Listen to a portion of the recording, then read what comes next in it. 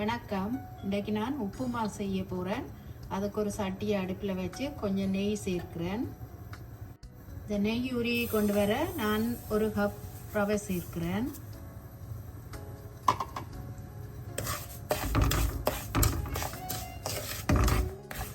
இதை கொஞ்ச நேரம் பச்சை மணம் போக மட்டும் இந்த ரவையை வறுத்தெடுப்பேன். ரவை இப்போ வறுபட்டுட்டுது, நல்ல வாசமாக இருக்குது. நான் இதை ரக்கி எடுக்க போகிறேன். இந்த உப்புமாவை செய்கிறதுக்கு நான் ஒரு சட்டி அடுப்பில் வச்சுட்டு கொஞ்சம் நெய்யும் சன்ஃப்ளவர் ஆயிலும் கொஞ்சம் சேர்க்கிறேன். கொஞ்சம் கடுகு சேர்ப்பேன்.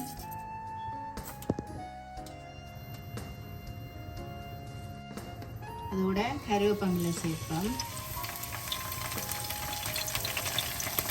வெங்காயம் பச்சை மிளகாயை சேர்க்க போகிறேன்.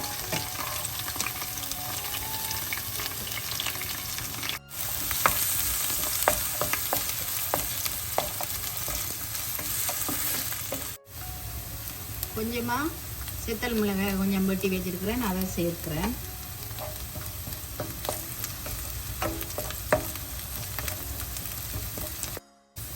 கொஞ்சமாக இஞ்சி துருவி வச்சிருக்கிறேன், அதை இப்போ சேர்க்கிறேன்.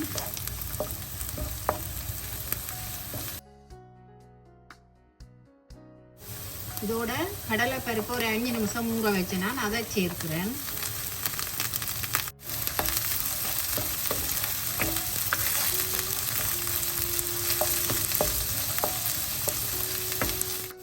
இப்போ சின்ன சின்ன நான் வெட்டி வச்சிருக்கிறேன் கேரட்டை சேர்க்கிறேன். கொஞ்சமாக பட்டாணி எடுத்து வச்சிருக்கிறேன், அதையும் சேர்க்கிறேன். இதுக்கு நீங்கள் கோவாவும் சேர்த்து செய்யலாம், நல்ல ஒரு டேஸ்டாக இருக்கு. நான் சேர்த்து இல்லை. இது வதங்குறதுக்கு கொஞ்சமாக உப்பு சேர்ப்போம்.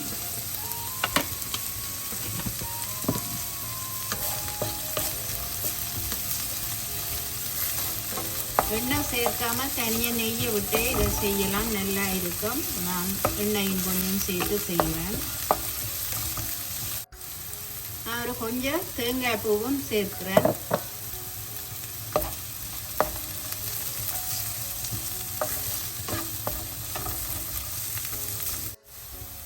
இப்போ இந்த கேரட் மற்றது பட்டாணி கடலை பருப்பு எல்லாம் கொஞ்சம் வதங்கி கொண்டு வருது. ஆனால் இன்னும் கொஞ்ச நேரம் வதங்க இருக்குது. இதோட சேர்த்து இந்த நேரத்தில் கட்டை மிளகாயும் சேர்த்து செய்யலாம். முறைப்பு வேணுமெண்டா நான் சேர்க்க இல்லை.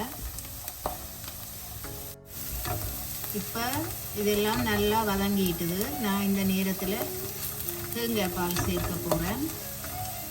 ரவை எடுத்த கப்பாலேயே நான் 2 கப் தேங்காய் பால் சேர்க்க போகிறேன்.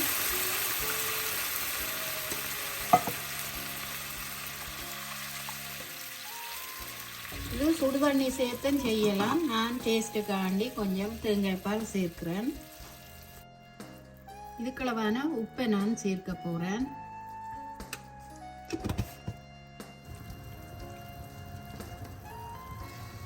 நல்லா எல்லாத்தையும் கலக்கி விடுவோம்.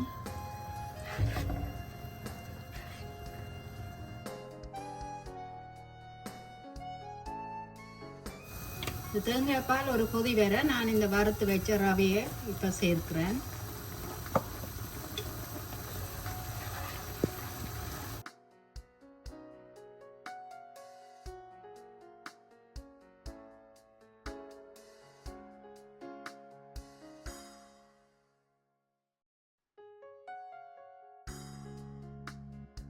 என்னோட கொஞ்சம் வறுத்த கஜு இருந்தது, நான் அதை இதோட சேர்க்கிறேன்.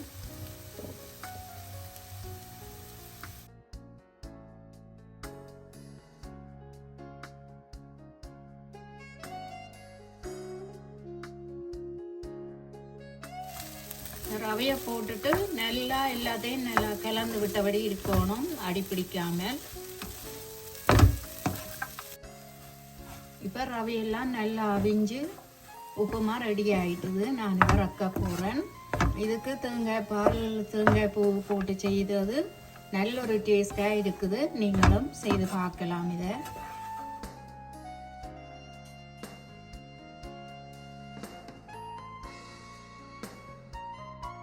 இப்போ இந்த உப்பு மாவை நான் செய்து எடுத்துட்டேன். இந்த உப்பு மாவை நான் தேங்காய் பூ தேங்காய் பால் விட்டு செய்த நாடி நல்ல ஒரு டேஸ்டாக இருக்குது. பழமையாக சுடுதண்ணியில் தான் கூடுதலாக செய்கிறவ. நான் தேங்காய் பால் விட்டு செய்த நான் ஏனெண்டா விரும்பி சாப்பிடுவினம்ன்றதுக்காண்டி நீங்களும் இந்த மெத்தடில் ஒருக்கா செய்து பார்க்கலாம். உங்களுக்கு இந்த ரெசிபி பிடிச்சிருந்தா எங்களோட சேனலுக்கு ஆதரவை தாங்கோ. நன்றி.